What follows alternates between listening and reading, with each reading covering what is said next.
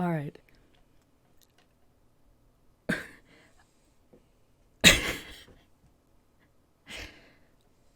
I may or may not have already recorded this introduction with my microphone unplugged, but welcome everyone to a very special episode of His Name Was Bob. Today's episode will be done entirely in ASMR, with me so close to the microphone the whole time, so let the soothing sound of my voice take you away to a fantasy land with little skeleton creatures called biddies and reader characters and just all sorts of fun adventures. Alright, chapter 17.5. No, they're not doing this. No one wants this. Okay. I can see Maxie. Do you like my ASMR voice? Do you like my ASMR voice?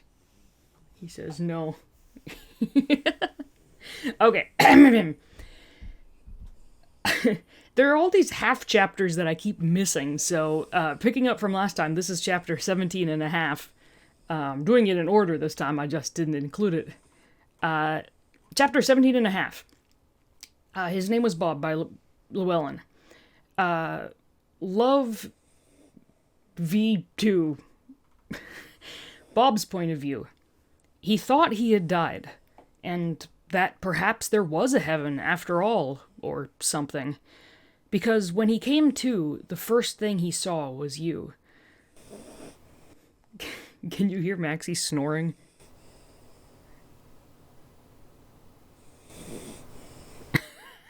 Stop snoring so loudly, Maxie.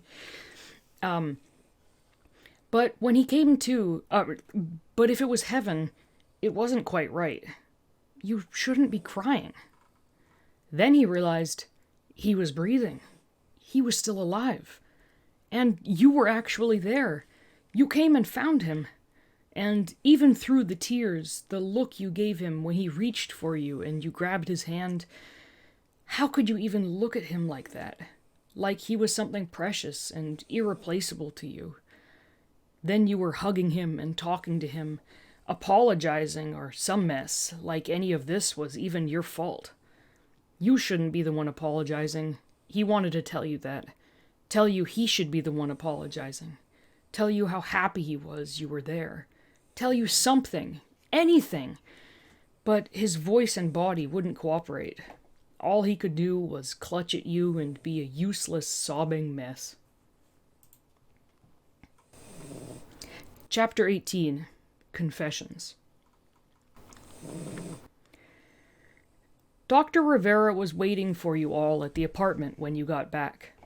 You went to apologize for disrupting the workday, but Dr. Rivera waved you off and told you to take a day off tomorrow.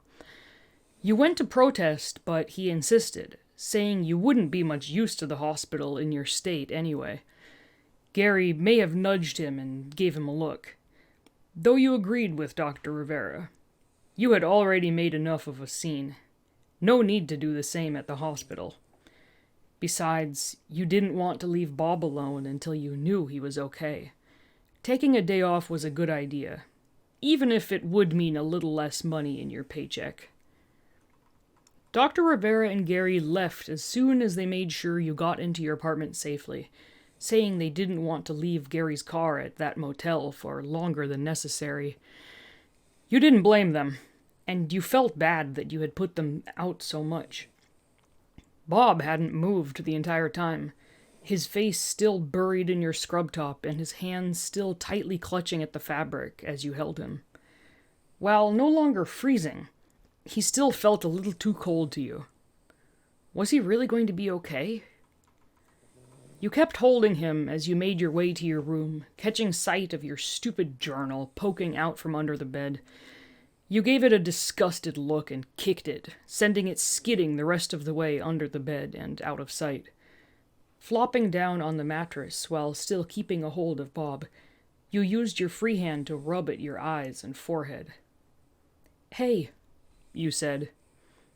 Still no response from Bob besides him adjusting his position against your hand, alerting you that he was still awake. "Bad day?" you asked quietly. He actually snorted at the understatement. "Yeah," you agreed. "Me too." You let out a sigh. "Bad day." He tightened his grip on your scrub top, but didn't say anything. You took that as your cue to continue. "I know no amount of apologizing will ever fix this, but I am sorry. I'm so sorry." You were starting to tear up again. "Today was one of the worst days of my life. I almost lost you, and do you have any idea how important you are to me? I can't lose you. You wiped at your face with your free hand. "Ugh, I'm a mess. Having you gone, I was so scared I'd never see you again. I'm sorry. I know you must have been terrified, and here I am going on about my own hurt. You deserve better than that. I messed up. You deserve better." "Stop," Bob said, his voice weak and muffled by your top. He looked at you with dim pupils. "Stop. Not your..." His voice sounded kind of crackly, like he was having trouble making sounds. He grimaced and shook his head. "You don't have to talk," you said. "I know what you're trying to say, but you're wrong. It is my fault. You were just worried about me. Then you said and I panicked. But I didn't want you to leave. I never intended to kick you out. I would have let you back inside. I panicked. I don't know why. I didn't know my father was out there. I'm sorry. I didn't want any of this to happen. I'm so sorry." You wiped at your wet face again. He was shaking his head at you and seemingly trying to speak again. He was obviously struggling, looking frustrated and pulling at the collar of his shirt like that would help. "Bob, stop. I'm sorry." He cut his eyes at you and went to try to talk again. "God, oh, okay, no. Please, stop trying to talk. We can talk about stuff when you're feeling better, okay?" He nodded, sighing and closing his eye sockets as he rested his face back against you. "Maxie, you're snoring so loud." You all lay in silence for a bit, you rubbing his back with your thumb. You could feel the tiny ridges of his vertebrae through your shirt. So small. Fragile. Sometimes you forgot how fragile he was. God, you had really messed up. The apartment was silent, save for the usual drone of the freeway behind the complex, and the shouting of the neighbors 2 doors down. It was getting late, and you hadn't eaten all day. You weren't hungry. But Bob might be. "Do you want something? Water? Food?" you asked. He shook his head. "Sleep?" Nod. "Okay. Want me to pretend not to notice while you sleep on me, like we do sometimes?" For a while he didn't respond, then a slow nod. That night you slept in your scrubs. Well, you drifted in and out of consciousness anyway, as Bob didn't want to let go and you really didn't want to put him down. Neither one of you slept well. You kept waking up to frantically make sure he was still there. He seemed to be doing the same thing as you kept waking up to glowing red eyes and little skeletal hands touching your face. Bob's point of view. Bob didn't sleep much that night, but when he did, he dreamed about the past. Disjointed images played out of people in lab coats standing over him. Other biddies staring blankly as they were being dressed. Him being packaged in this container that limited his movement but wasn't uncomfortable. Physically, anyway. He hated being trapped. Then darkness. Save for that red glow. His own eyes. The rumbling of an engine. Fear. The scene shifted. He was in a big container with clear walls that allowed people to peek in at him and 2 other edgy biddies. One edgy sat in the corner and just growled at anyone who tried to approach. The other grinned a lot and would say things like, "Food now!" when fed, and greeted any person that approached with a, "What looking at?" The rest of whatever he said was mostly gibberish. Bob only knew him for about a week before he was bought. Bob didn't talk to people, not even the store employees who seemed so fascinated with his kind. There were Sansy and Pappy Biddies caged on the shelf above him. They were bought and replaced more often than the Edgies. The store employees' fascination waned as the weeks went on. He wondered if the people who eventually bought him would be the same. Would they eventually lose interest? What would happen to him then? The scene shifted. Growly was nudging him awake with the tip of his boot. "The fuck you want?" Bob grumbled up at him. Growly grinned down at him and held up a paperclip. "Great, you found a new toy," Bob said sarcastically. "I'm going back to sleep." He rolled over, earning him an actual kick to the shoulder. "God damn it, cut it out!" Bob snarled, leaping to his feet, facing his tank mate. Growly grinned again, pointing at the paperclip and then pointing at the latch on the cage through a small hole, just out of reach. Huh. The scene shifted again. Bob was drenched, cold, and running as best he could, pain shooting through his broken leg as he hopped and jarred it, slipping in the mud along the way. No, he didn't want to be here. What was he doing? He had to go back. He had to help the others. There were men looking for him with flashlights, shouting to each other. He was afraid. He had to keep running. If those men caught him... No, not this. This was just a dream. He didn't want to be here again. He had to wake up. He could hear the screams of other biddies behind him, see the flashes of those machines in the distance. The smell of ozone and dust permeated the air. He kept running. "Wake up!" And then he was back in the room, gasping for air. Your room. You were snoring under him. He was safe. Warm. That's right. You had gone out and found him. Brought him back with you. Home. He was home. He reached up and touched your face, checking to make sure you were actually there. Making sure you were real. Yeah, you were real. This was real. This wasn't a dream. Okay. He let out a shaky breath, wiping sweat from his skull. Okay. Your point of view. Guilt. That was your prevailing feeling the next morning, after having plenty of time to think once the panic and sheer adrenaline from the previous night wore off. It didn't help matters that Bob still wasn't talking that morning, even after breakfast. Actually, he didn't seem to have the energy or inclination to move around much at all. He stayed put in the blanket cocoon you made for him on the bed while you showered, did the rest of your morning stuff, and dressed. Truthfully, you couldn't really come up with anything to say, either. What else could you say? He was obviously having some lasting physical and emotional effects from his ordeal. He was frowning and kept watching you carefully. You wondered if maybe he was angry at you? Maybe afraid of you? Maybe he hated you after all. But he wasn't fighting you on being carried around. Perhaps he was being this complacent because he was afraid you'd throw him out again? Still, he didn't seem to want to move around on his own. And he wasn't flinching or anything when you reached for him. You'd carry him around all day if that would make him happy. If that would make him feel better. God, you felt awful. Your eyes were still all red and puffy from crying the night before. You couldn't stop thinking about how Bob might be permanently damaged because of how you had acted. How your coworkers' lives were disrupted just because you were too weak to fix your own mistakes by yourself. How you had told your father off even though you knew he had issues.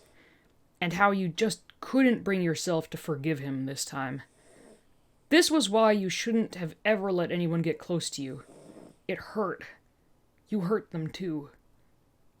This was your fault. You bit the inside of your cheek. You wouldn't cry again. even when you found the words or courage to actually talk things through with Bob. Find a proper way to apologize to replace your stuttered, blubbered apology from the night before. Even though that meant you'd have to talk about feelings or whatever. Ugh. Feelings should stay buried deep down where they belong. You sat down on the couch and sat Bob on the blankets beside you, figuring he wanted distance. He frowned up at you. You turned on some cartoons. Geez, he was still looking over and frowning at you now and again out of the corner of his eye sockets. Guess he was mad at you after all, now that he had some time to think things through? You didn't blame him. Neither one of you were really watching whatever was on. Well, might as well get this over with. After figuring out what you wanted to say exactly, you took a breath and turned to face him. So, I know nothing I say will ever make any of this better, but I want you to know how sorry I am. I don't expect you to ever forgive me, but I am sorry. If there's anything I can do... Ugh, enough of this, he yelled, surprising you. On the bright side, he had recovered the use of speech, and growling. He was now growling at you. Not exactly the response you had expected, but not undeserved. He angrily kicked the blankets away and stood up, glaring up at you. Are you okay? You asked. Am I okay? He scoffed. Am I okay, you ask? You had to come rescue me like I was some sort of helpless fucking damsel in distress. And now you're constantly on the verge of tears and giving me these guilty looks and apologizing to me over and over again when it was my fault for starting all this in the first place. I was the one who messed up. I was the one who betrayed your trust and just completely did the fucking thing you told me not to do. I was the one who stupidly thought I could take on your father like I'm some giant fucking boss, and I'm not. I know I'm not. And because of all that, you had to suffer for it and fix the mess I made, and you still somehow think this is all your fault when it's not. So no, I'm not okay. Bob finished his rant, panting, his hands clenched into fists beside him. You blinked. That's why you're upset? Because you think... Bob, no. This is in no way your fault at all. You almost died. All because instead of talking to you like a normal, sane adult, I threw you outside. I swear, you apologize to me one more time. He cut you off, glaring and clenching his teeth. Just one more time. You'll what? Move out? You barked back at him. You want to leave now, don't you? Now that you know what kind of person I am? Go ahead. You looked away from his softening expression, lowering your voice. I don't blame you. I could help you find somewhere safe. There was silence between you all for a while, filled only by the ending credits to whatever show you were supposed to be watching. You're afraid I want to leave? You didn't answer. Bob rubbed a hand down his face, groaning. Seriously? You're stupid. I love you, but you're stupid. Stop saying that. What, that you're stupid? Because right now you are. You're being stupid. I don't want to leave you. Stupid. He studied your expression, squinting and tilting his head. Wait a minute. That's not it. Is it the fact that I love you? You must have made a face just then, because recognition lit up Bob's expression. Oh my God, that's what it is, isn't it? I get it. I love you. Scares you, doesn't it? Stop it! You don't know what you're saying. Oh, please. You don't suddenly get to decide that I don't understand feelings when you've been arguing to others the whole time I do. You know I do. He rubbed a hand over the top of his skull, letting out a frustrated noise. He called your actual name. You couldn't look at him. He called your name again. Hey, look at me. You didn't. Fine then. Listen. I've known what kind of person you are. Your past and whatever you wrote about yourself in some book doesn't change that. You're strong, stubborn, funny. You suck at video games. You looked down at him and he grinned before you looked away again. Heh, and you're guarded. And you got a temper. I get that. Trust me, I get it. But above all else, you're kind. You're a good person, whether you realize it or not. Everyone has bad thoughts sometimes. Everyone. Bad thoughts doesn't make you a bad person. What happened? I know you didn't mean any of it. You were angry, afraid. You had every right to be. I get it. I've been there. It's difficult to let others get close, especially when the ones closest to you are able to hurt you the most. He paused. From the sound of it, he was rubbing the back of his neck. You still weren't looking at him. I'm sorry, he added quietly. Hold up.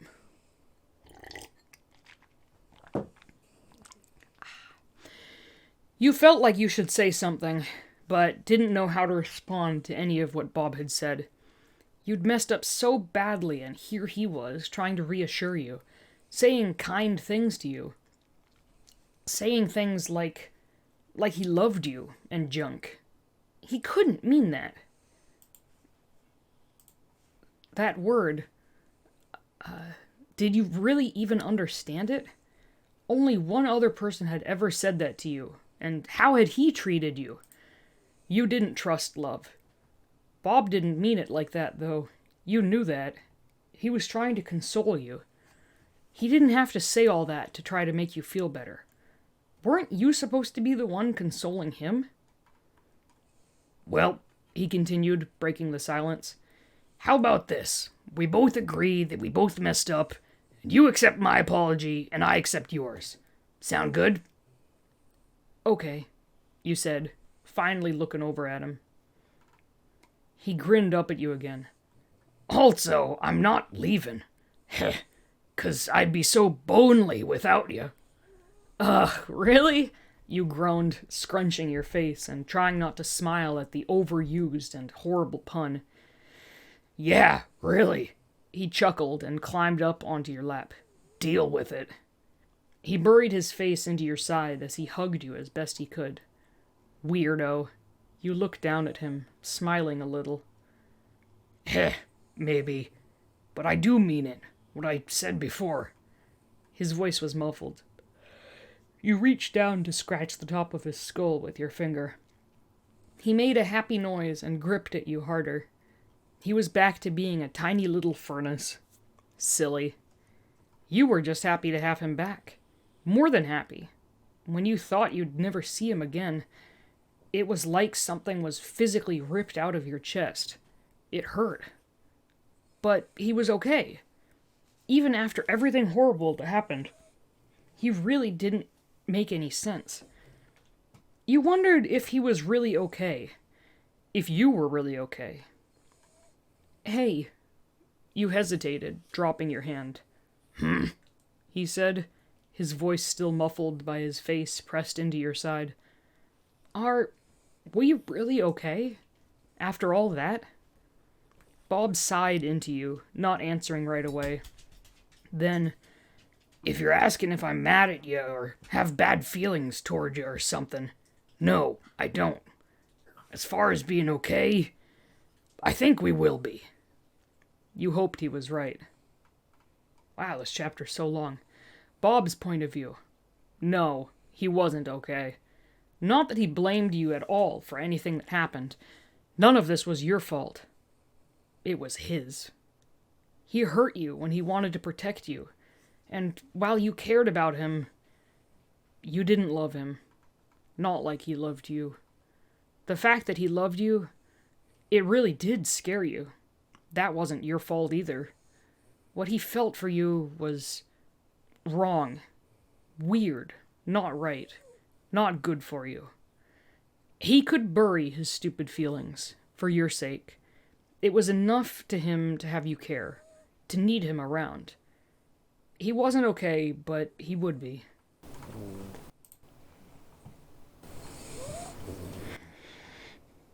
My dog is snoring so loud.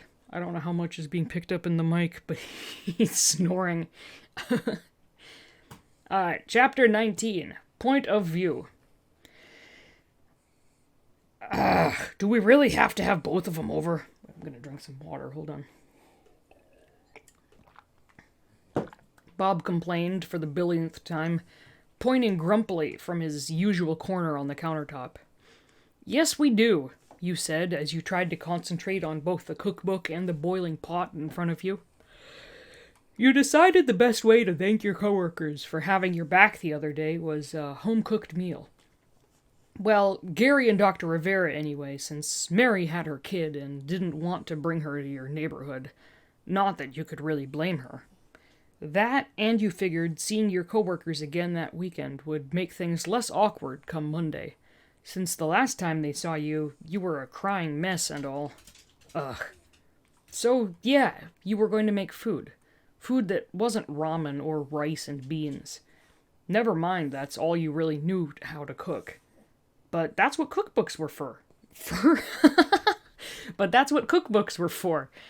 You had found an old cookbook with what looked to be a great soup recipe at the local thrift store. Store. At the local thrift store. The soup in the recipe looked amazing. How hard could it be to cook soup? My dog wants me to let him outside. Hold up. Alright, my dog left. Where was I? How hard could it be? Wait. The soup in the recipe looked amazing. How hard could it be to cook soup? Well, too bad the thing used weird terms like julienne and reduce. Just how much was a pinch of salt, anyway? Ugh. You would have looked it all up online, but you really had to get this done before they came over, and you didn't have much time. Bob grumbled something incoherently under his breath. Huh? You asked, as you poured a good amount of salt into the boiling pot. Nothing. I said, yay, can't wait until Gary and Dr. Rivera, get here. He forced a toothy smile. It really wasn't that convincing. You cut him a look as you cranked the heat under the pot. Ugh, they were due over soon and you really needed this to cook faster. You stirred the soup vigorously, trying to tame it as it threatened to boil over. Hey, you might want to check on those rolls, Bob said uneasily as... Crap! There was smoke coming from the oven. You cursed as you flung open the door, and yep, those rolls were definitely charred around the edges. The pot above you hissed as some of the soup splattered onto the stovetop. Crap! But Bob was already turning the knob to lower the heat as you set the roll tray on the pad on the counter and blew on the soup. Well, at least the soup wasn't looking too bad. Maybe dinner wouldn't be a complete disaster? You're fretting, Bob noted as you continued to stir the soup before turning your attention back to the rolls. I'm not, you lied. Yeah, you are. Just scrape off the burnt parts. The rolls will be fine. Ugh, the rolls were sticking to the pan as you angrily huffed and dug at them with your spatula. Bob was looking up at you with amusement in his eyes. Relax, it's just your coworkers. No need to be all super fancy or anything. Yeah, I know. It's just... Wait, did you just make a friggin' pun? What's with all the puns lately? I thought you hated puns. You tried to look shocked, but ended up failing to hide a smile. Heh, maybe. But you like 'em. He looked down away from you, blushing slightly. And I like making you smile.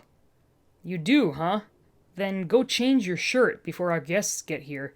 You got mustard all over it again. Clean shirts make me smile. You pointed the spatula toward the other room, motioning him to go. He hesitated, giving you that weird look he did sometimes, and then frowned, looking down at his shirt. Okay, he said quietly, still frowning and clenching his jaw as he hopped off the counter to head to the other room. You sighed, rubbing your face before returning to the task of scraping the burnt parts off the cooling rolls. Bob had been weird since that really bad day, as you and Bob were calling it. He had been sleeping on your pillow, or more often than not, you. He wasn't even trying to be sneaky about it now. And because he wanted to, and you wanted him to feel better, you didn't fight him on it. Though you were worried about accidentally rolling over and squishing him in your sleep. Luckily, that hadn't happened thus far. And he kept giving you odd compliments and saying stuff like today, like he liked seeing you smile. You figured maybe he was still recovering from his ordeal, and this was his way of doing it, by being clingier than usual and by being extra nice to you. Ugh, he really didn't have to. You hoped he wasn't still a little nervous you'd kick him out. He just needed time. God, it had only been a few days. 2 sharp knocks on your front door broke you from your contemplations. Crap, they were here already. Coming, you called, hurriedly brushing the crumbs from your hands. Bob's point of view. Stupid. What the hell was wrong with him? He'd weirded you out. He was weirding you out again. I like making you smile. Something like that. He had to be careful about statements like that. You always acted weird when he said cheesy shit like that. He knew that, and had been trying to be careful about it, but today he'd slipped. Probably because he hadn't been sleeping particularly well, what with being woken up by nightmares. Not that you knew about them. He didn't want you to be bothered by it. By him. Get it together, Bob. Coming, you called from the other room. Shit, they were early. Bob quickly wrestled his arms into a fresh shirt, fighting to untangle the bottom hem that had become caught up in one of his scapulas. He skidded to a stop in the front room, thankfully not falling, as Gary hugged you and Dr. Jackass gave you a smile and a curt nod. Hey, Bob the Bitty, Gary greeted, waving at him over your shoulder. Glad to see you're feeling better. I can never do a consistent Gary's voice. Bob smiled up at him and nodded, feeling kinda awkward with everyone towering over him. You turned around, noticing, and offered your hand so Bob could climb on your shoulder, putting Bob at eye level with everyone. That was better. Gary continued to chat with you as Bob caught Dr. Asshat glaring at him, his brow furrowed. Bob stared right back at him and covertly scratched at one of his eye sockets with his middle finger. The doctor's frown deepened. Anyway, you continued, luckily not noticing the exchange that just took place, dinner's almost ready. We could eat at the table, or the den, or wherever you guys want to eat. Wherever is fine, sweetie, Gary said as he smiled down at you. Need any help? No, thanks. I've got it. Bob, want to go show them to the den? You asked. Seriously? It was like 3 steps off of the kitchen. You cut your eyes at him subtly, and he got the message. Yeah, you were trying to be a good host, which meant Bob had to, too. Fine. Okay, he said, hopping down to the floor as the 2 men cringed and you didn't notice. Heh, right.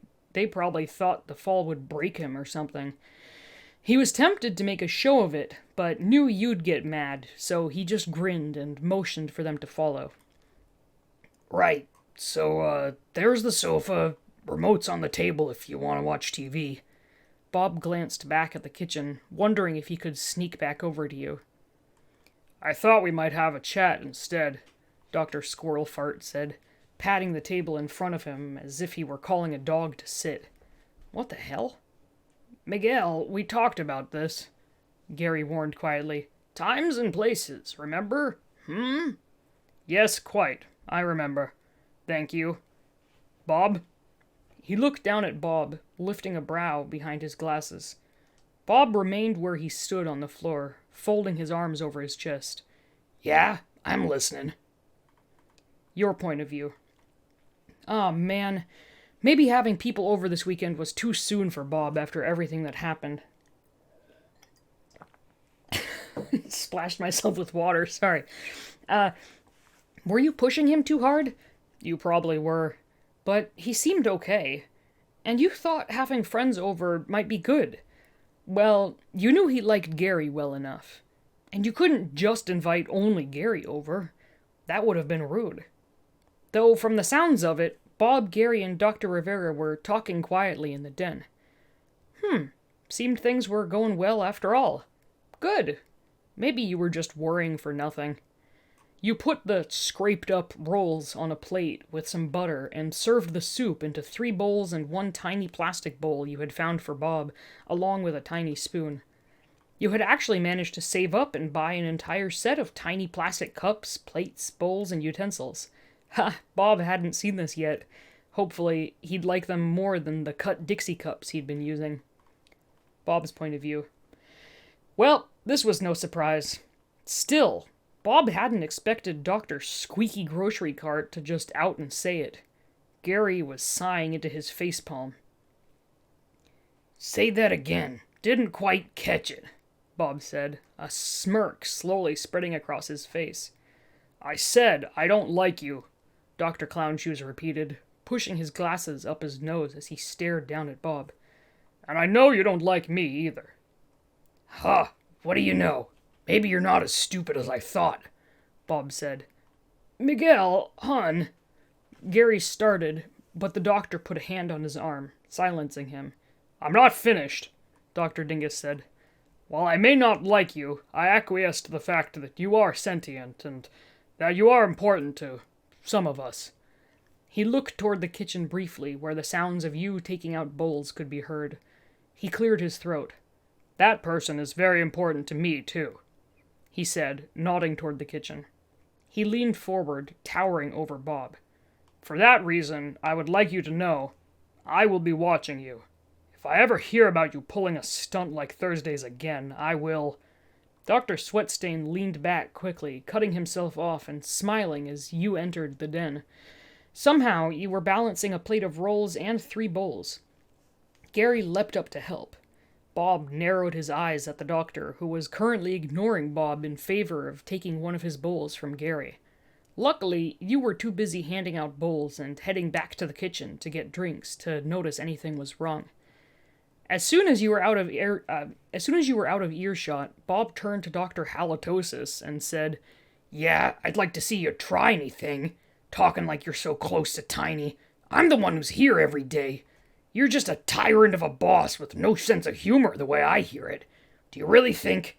All right, enough of this, Gary hissed at both Bob and the doctor. Both of you, goodness. This is supposed to be a nice evening among friends. Behave. What was that? You asked as you returned with some cups and a pitcher of lemonade. I said lemonade is my fave, Gary exclaimed as he once again helped you dole out the cups. Bob jumped up onto the coffee table, fuming as the doctor pushed his glasses up again, frowning. Oh, it was on now. If Dr. Elderberry thinks he can just come into Bob and Tiny's home and... Wait. That bowl, cup, and spoon you just set down. They were just the right size for Bob. When had you gotten this? Just for him? You found this just for him? You were always getting him clothes and stuff, but this... He didn't even know stuff like this existed. This had to have been before everything that went down on that really bad day that you got this stuff. You were smiling down at whatever expression he was making. This was amazing. You were amazing. Ugh, what kind of face had he been making? You were giving him a weird look. Your point of view. Bob was giving you that weird look again. But he seemed super happy about the Bob-sized dishes and utensils. Go you! You went to get a kitchen chair for yourself and situated it on the other side of the coffee table, facing Dr. Rivera and Gary. Bob sat on the table on your side, already digging into his soup and blushing slightly as he fiddled with the spoon. Didn't take him long to get the hang of it. Everyone seemed to be enjoying the soup and rolls. You took a bite. Maybe the soup was a tad bit salty, but no one seemed to be complaining about the taste. Bob's point of view. The taste of the dinner as a whole was indescribable. You were never really the best of cooks, though of course he would never tell you that. But this meal, you definitely made better. The soup was saltier than the expression Gary was trying to hide behind a forced smile. Shit, Bob had run out of mental nicknames for him. Anyway, that doctor's expression was as stoic as ever as he ate. Bob eyed him as he quickly finished his soup. Can I have seconds? Bob asked you as he briefly cut his eyes at the ever-frowning doctor. Sure thing, you exclaimed happily, jumping up to refill his bowl. Oh, Bob was gonna prove he was closer to you than that pompous ass of a doctor. He was just happy you hadn't noticed he and the doctor's silent war. Your point of view. Of course you had noticed Bob and Dr. Rivera weren't getting along. Did they really think you were blind? Ugh, so much for not worrying. After getting Bob's soup refill, which involved chopping the ingredients in the pot even finer to make them fit in his bowl, you'd make sure not to leave them alone again. You really hoped Gary was at least keeping the peace somewhat. Gary's point of view. Why me? Gary thought, as Bob and Miguel were engaged in their glaring war with each other again. Gary calmly tried to finish his soup. It was saltier than Bob and Miguel's attitudes toward each other. Miguel is Dr. Rivera's first name. You had worked so hard, and Gary would not let your work go to waste. Miguel could be so immature sometimes. He was very emotional like that, though few knew since he hid it so well. And here Gary was, trying to calmly ignore them, hoping he wouldn't have to be the adult of the group and intervene again. Good Lord, they were acting like children. And here you and Bob had had just an awful experience recently and were trying to normalize again. And when was the last time you had had he and Miguel over? It was so rare to have you open up to anyone. This just wouldn't do. Gary nudged Miguel again, giving him the look, trying to silently convey that he needed to stop acting like an immature ass. Miguel's eye twitched and he pushed his glasses up his nose, looking away from Bob's smug expression to give Gary an apologetic look. Those glasses, they really needed to be replaced. They just never fit right.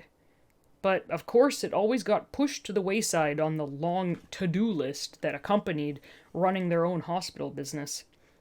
He went to take another bite of soup and then thought better of it. Bob's eyes instantly snapped back to you as you entered the room, and his expression softened, like it had been doing every time he set eyes on you. Interesting. Interesting indeed. Gary had been worried that when Bob started to recover from his ordeal, he might carry a grudge against you. That didn't seem to be the case at all. Not at all. Interesting. Not that Gary could blame Bob. He had watched you grow from an angry, scrappy teen to the kind, thoughtful adult you were today. Life hadn't been easy for you, and yet here you were, carving out your own way and aspiring to better yourself through further education. Gary was proud of you. He knew Miguel was, too. Proud and a teensy bit overprotective, though Miguel would never admit it. He smiled as he took another salty bite of soup. Your point of view. Good Lord, this chapter has a lot of point of views. Dinner seemed to go over well. Gary helped you clean up afterwards, even though you told him you had it. Sigh. There was no stopping Gary once he set his mind to something. You all chatted for a bit after dinner, and you made sure Bob stayed with you so he and Dr. Rivera wouldn't fight or cut looks at each other anymore.